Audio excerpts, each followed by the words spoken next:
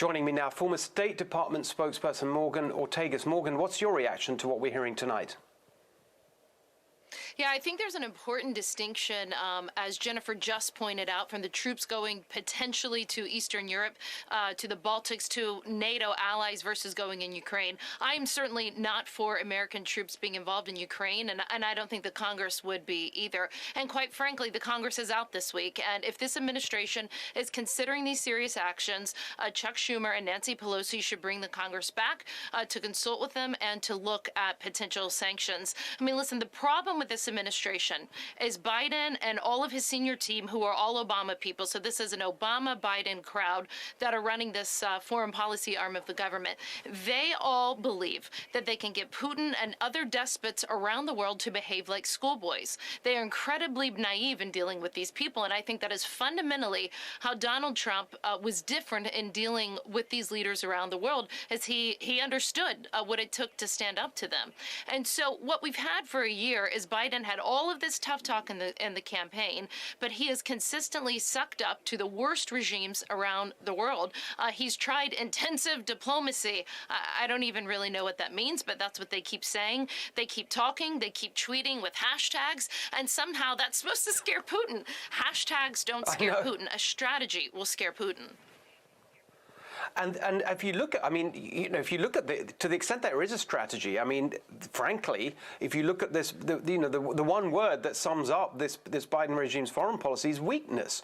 And absolutely clearly that was on display, as we've discussed many times, in Afghanistan. If you actually look at what's happening since Afghanistan, with China and Taiwan, with North Korea and the missiles, with Iran and this deal that they're just sort of laughing at Biden over, and now Putin in Ukraine, this kind of weakness just encourages bad behavior from these regimes, doesn't it? Listen, Steve, I've been on with you a lot. I don't think you would consider me one of your most hyperbolic guests, right? I think I'm pretty even-keeled in my analysis. And, Steve, I think that we are living in one of the most dangerous times in any of our lifetimes. And that's because Putin senses inaction and weakness from this government. And by the way, I mean, I think anybody could.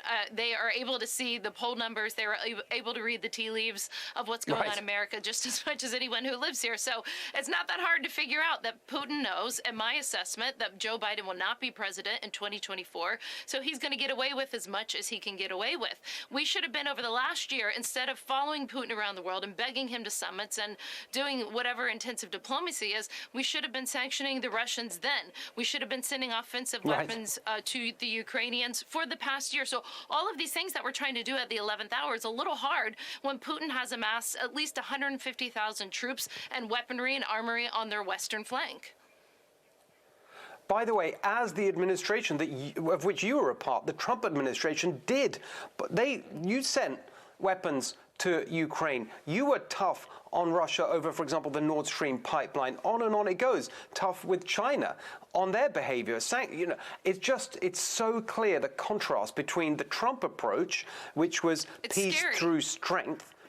Right, and now what we're seeing with Biden is weakness inviting potentially war, and it's just frightening, exactly as you say. Morgan, thank you very much. Great to see you tonight. We appreciate it.